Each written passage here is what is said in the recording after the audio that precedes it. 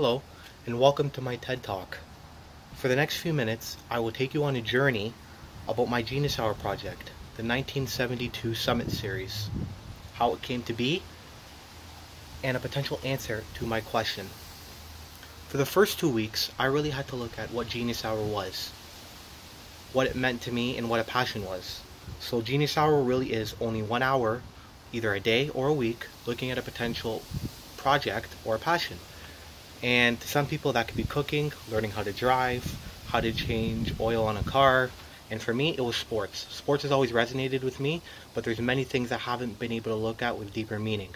And the 1972 Summit Series was definitely something I'm happy that I chose. So the next step would be to look at what it means to be Canadian. Is it when we say A?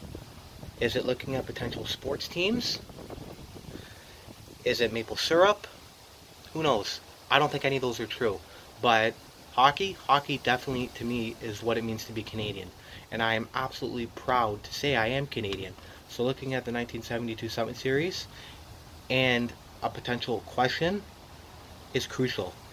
So through that, my question then that I came up with and what I will analyze further is how does the 1972 Summit Series affect and portray Canadian nationalism and what it really means.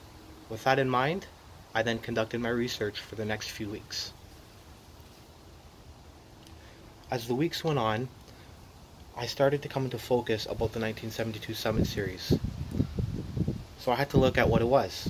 It was a series that occurred in 1972 in both Canada and Russia, where a series of hockey games was played between the Canadians and the Russians, formerly known as the USSR. Players in that series were Phil Esposito, Paul Henderson, Vladislav Tretiak, Bobby Clarke, many important individuals, and many others as well. I read numerous articles, books, with authors such as Richard Blundell and Mike Leonetti, looked at documentaries, videos, all were very important for me in getting an understanding of the Summit Series and the impact that it had. I gathered a lot of opinions, viewpoints, similarities. Was there things said between a book and a video that I had already looked at? And all this helped me to try and develop an answer to my question even further. And so, as the weeks did continue, I found a common similarity between everything I looked at, and that was that Canada at the time was kind of searching for an identity. And they were looking at something to cling on to, and the series, and hockey in particular, provided this. Hockey gave Canadians a way to escape, express their emotions, and they did this majorly through this series. Canada just got a new flag. They had a new Prime Minister and Pierre Elliott Trudeau, who wasn't as popular as he was going to be. He was on his way to being that. And looking forward to watching this series every day or reading about it was definitely something many Canadians talked about then.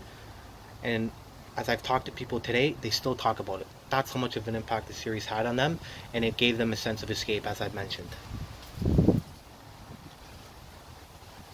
In the last couple of weeks, as this course comes to a close, the Summit Series really gave Canadians a way of being proud who they are.